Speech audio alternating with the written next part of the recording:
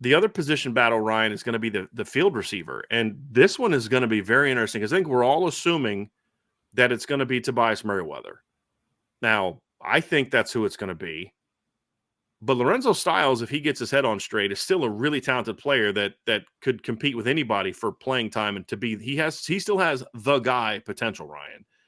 And so I'm going to be very fascinated to see this field receiver battle play out in the spring between Tobias and Lorenzo, and to see if Tobias is able to take that sophomore jump that Lorenzo couldn't take. I'm very fascinated by this battle because you have arguably the two most talented returners on the team are the two guys that I think are going to be competing for this X position, and that is Lorenzo and Tobias.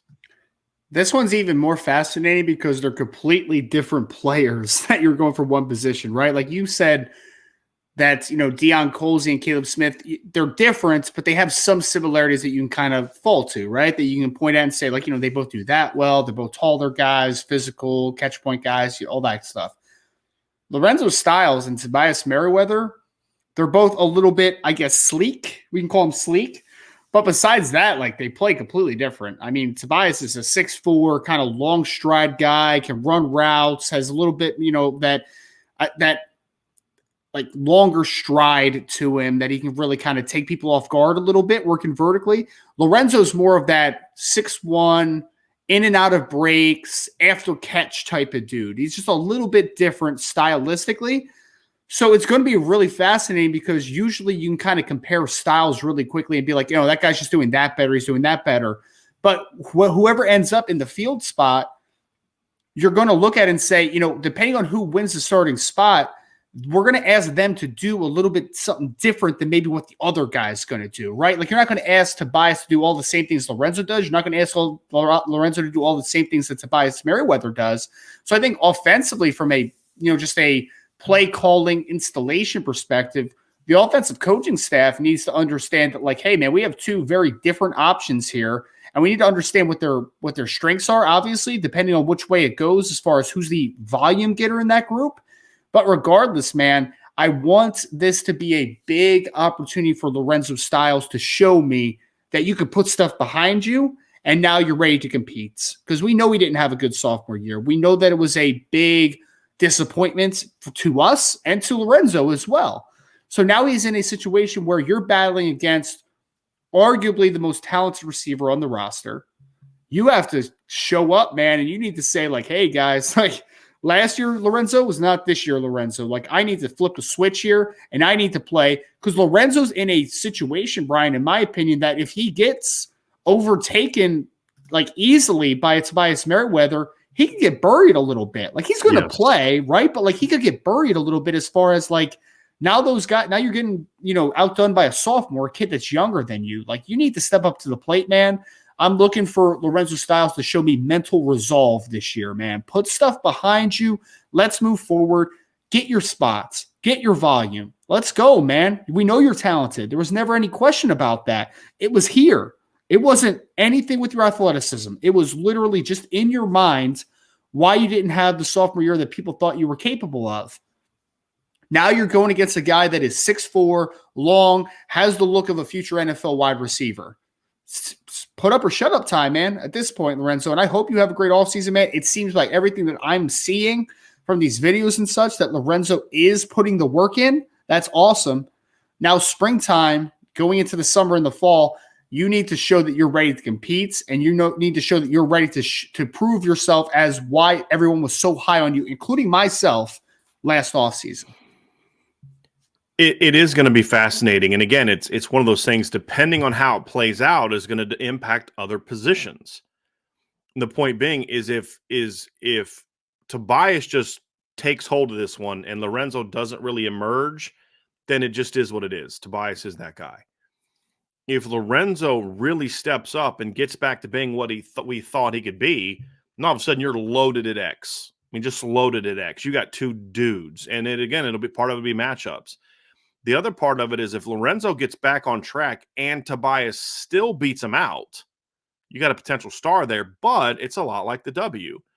Lorenzo is not just an outside guy. And in fact, Now, although here's it, well, I'll say not in fact. I'll say this because it's very fascinating to me, Ryan. Lorenzo Styles is a bit of an enigma to me in that his skill set is really perfectly suited for the X position. He's fast. He is a guy that's not necessarily super shifty. He's a guy you want catching the ball on the run. You want him running crossers, overs, posts, drags, things like that. You know, he's not a guy you're going to say, hey, you're a really precise, Reggie Wayne type route runner. At least not yet. And that's really ideally built for the X. But in his career at Notre Dame, he has looked far more comfortable playing in the slot. And he's been far more productive when he's playing in the slot. And he just, I don't know why that is. I don't know what, I don't know if it's a lack of coaching.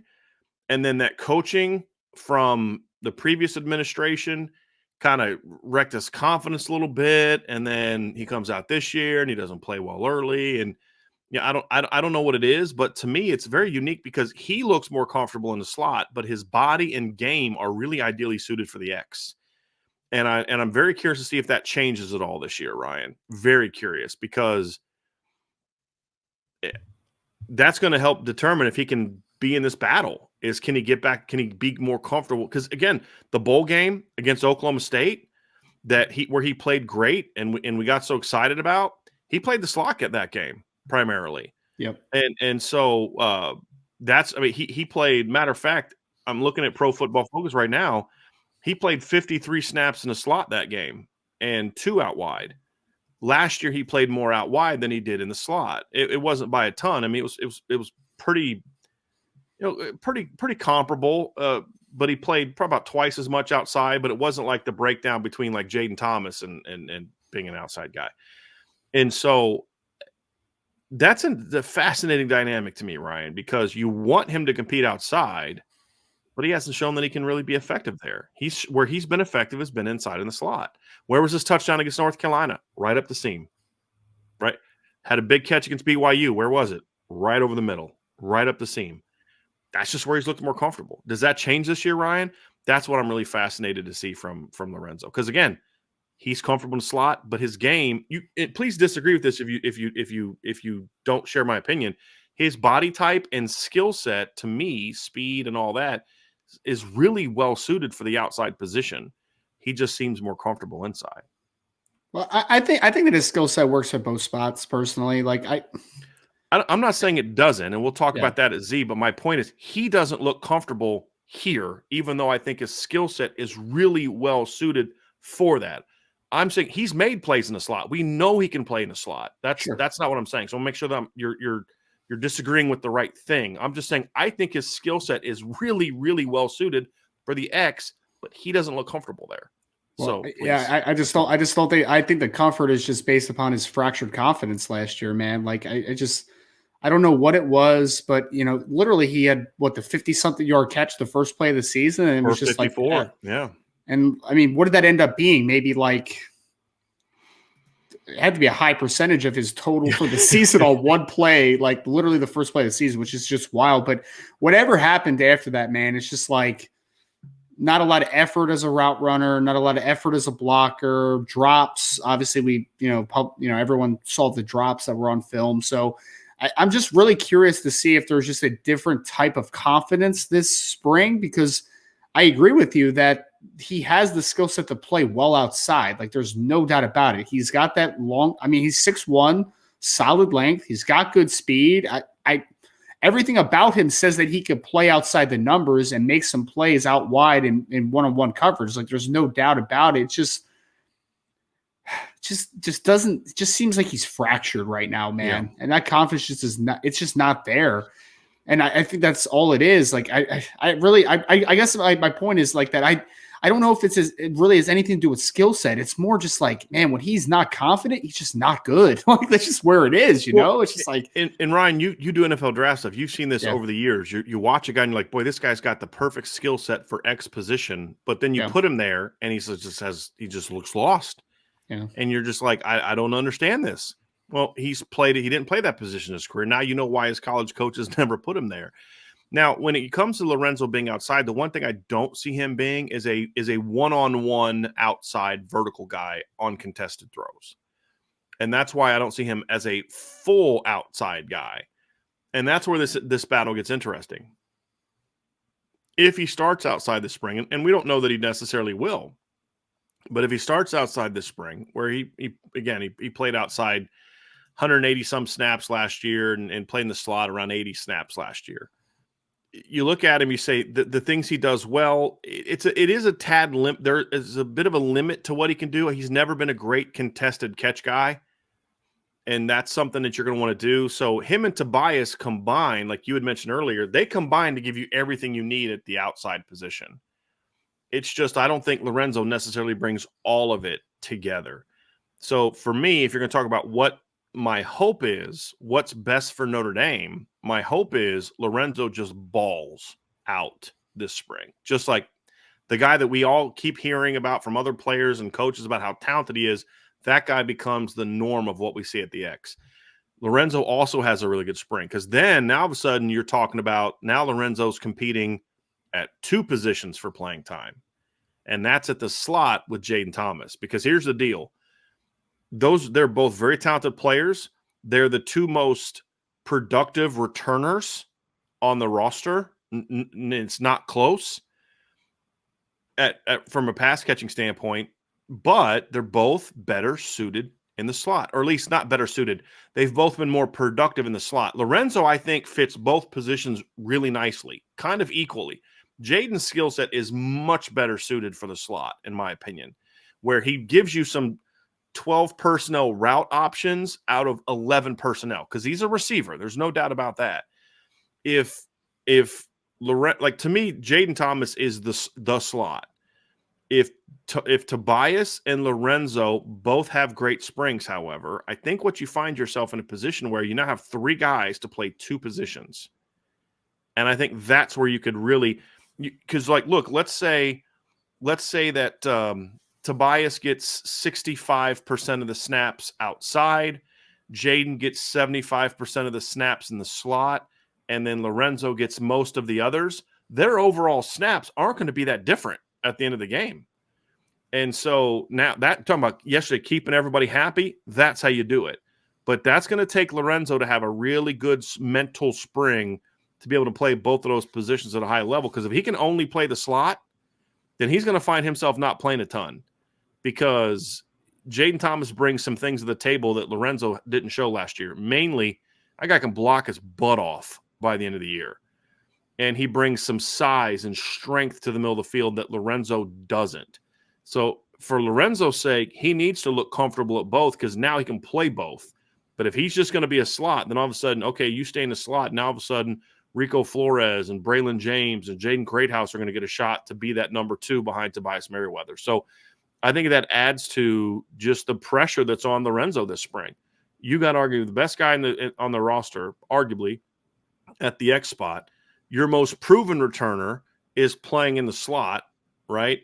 You got to figure it out because neither of those guys are going to be easy to beat out. But if you're good enough this spring, you don't have to beat them out because you're going to still be playing a ton. And there'll be times you may be on the field first. But I think that's what's going to be fascinating. Lorenzo's spring could impact 2 positions quite a bit, Ryan. Because if Lorenzo doesn't have a good spring, hey, Greathouse, let's get you ready to go, man. Or it could be another position, which we'll get to here in a little bit. Yeah. Well, I think it's really beneficial too. I mean, you already talked a little bit about, the fact that you're affecting 2 different positions, but it's also one of those things where, Jayden Thomas ended the year off as your best receiver on the roster, in my opinion.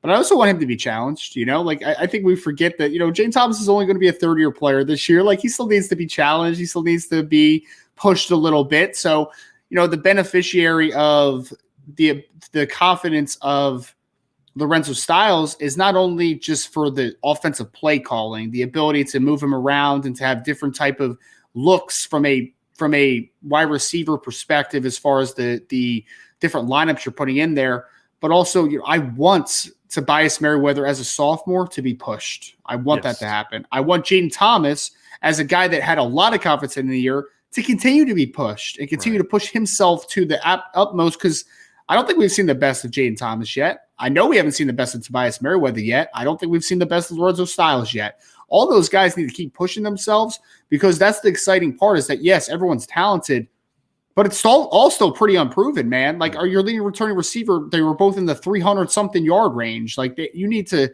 continue to push these guys because there is a lot of talent, and it's a lot of talent that's very untapped still. Yes.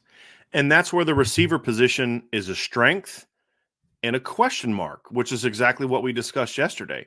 There's no disputing the talent. I mean, the fact that we have now gotten into 3 position battles and we've barely mentioned guys like Braylon James and Rico Flores and Jaden Greathouse, who are incredibly talented players, says a lot about what comes back. But as you also mentioned, none of those guys are proven. None of them. And even Caleb Smith and he has over 70 catches and 1,000 yards for his career. But as a 5th-year guy, that's not a ton of production over 5 years. You know, last year was his biggest amount of production. He had 37 catches for what was like 680-something yards. So the competition to me is going to separate some. We're going to find out who really wants to be great this spring. We're going to find out what kind of attitudes. We know they've got physical talent, Ryan. The question that I have is, what's their mindset? Because you and I both know, Ryan, you watch the NFL draft, you can watch the kids on film, and you know that this guy's got all the talent in the world, but he's just going to be a guy in the pros because he's just not a dog. He doesn't have the swagger. He doesn't have the compete level. He just doesn't have that. I want to be great. You can see it just screams at you on film. And then you watch him blow up the combine, and you're like, yeah, that was Kevin Austin's issue, in my opinion. Like Kevin Austin just didn't have that I want to be great attitude, and the film showed it. There were flashes of really impressive play, but he just never had that I want to be great. Like if he played as hard as like some of the other greats at Notre Dame did, this guy might have been something. Does Lorenzo have that or not? I don't know.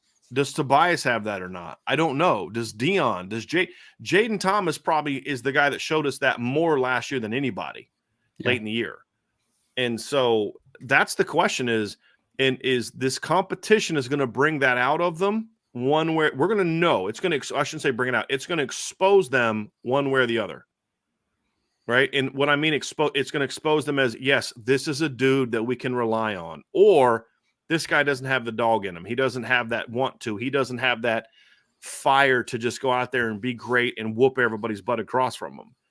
And it's not just the battles we talk about, but it's going to be Rico. It's going to be Braylon. It's going to be Jaden Greathouse. It's going to be the tight ends. It's going to be the 21 personnel. You're going to have all these different factors that are going to be breathing down your neck. How bad do you want this, Lorenzo? How bad do you want this, Tobias? How bad do you want this, Dion? And those are the 3 guys that I have the biggest question marks about because they haven't shown it. In Lorenzo's case, he showed it in year 1, but showed me something completely different in year 2. I don't want to see a guy that knows he's not getting the ball or knows he's not the number 1 or 2 route just jogging off the line like we saw from Lorenzo last year. Yeah. Nothing infuriates me more than that, especially now that you have a veteran quarterback, right? So how good does he want to be? How good does Tobias want to be? How good does Dion want to be? We're going to find the answer out this spring, Ryan. We will. And I'm looking forward to it. And it's one of the more exciting things to me that you're going to see that we're going to see this spring is what's the compete level? Because not only do you have those guys, but you're going against Benjamin Morrison all spring and Jaden Mickey all spring and maybe Cam Hart. Again, I still don't know his injury status, but you're going to be going up against Chance Tucker. You're going to be going up against some guys that can play, and you're going to have to compete in that way too. And I think that's something that helped that 2018 receiving corps so much with Chase Claypool, Miles Boykin. They had to battle against Julian Love and Troy Pride all spring. And as soon as they started winning those battles and beating those guys, you could see their confidence skyrocket. Look, dude, I just smoked Julian Love all day today. I just smoked Troy Pride all day. And then the next day they'd come out and you could just see the confidence growing and growing and growing. That's something I'm really looking forward to seeing this spring. Right. Well, and the kids that you have questions about what the competitive level is, I would just throw Jaden Mickey at him all day. I'd be like, Jay, just talk to him, man. Just talk to him. I want to see how they and honestly, it sounds silly, but like I want to see how those guys respond. Like honestly, I want to see Jaden Mickey get in their grill and be like, let's go, brother. Like, I'm right here. What are you going to do? Right. And I want to see if Lorenzo responds. I want to see if Dion responds. I want to see if all these cats respond because that's how you know, man. Like that's between the lines, like one-on-one, like what are you going to do, man? Are you going to do something about this? Like, are you going to do something? And the real competitors will show up. They won't talk back. They'll just show out, and then they'll talk after they make a play. Like, that's what the real competitive guys do. Right. I'm looking forward to seeing how many of those guys Notre Dame has. I really am. Because, hey, look, you and I know some of those freshmen have that. Yes. Say, if you don't bring that this spring, those guys are gonna say, fine, you don't want to be that guy? Hey, coach, I want to be that guy. Right? You don't think Jaden Greathouse is ready for the call up if he gets that opportunity? Like, all right, I'm warmed up in the bullpen, baby. Bring me in, coach. I'm ready to go. And Braylon James is going to bring some of that top end speed that Lorenzo does. So if Lorenzo doesn't want to bring it, hey Braylon, I only need you to do 4 things. I need you to run go routes, over routes, hitches, and post. That's it, man. That's it. We're hearing a lot of good things about Braylon James in workouts so far. Yes. So, yes. The athleticism is certainly there. There's no question about it.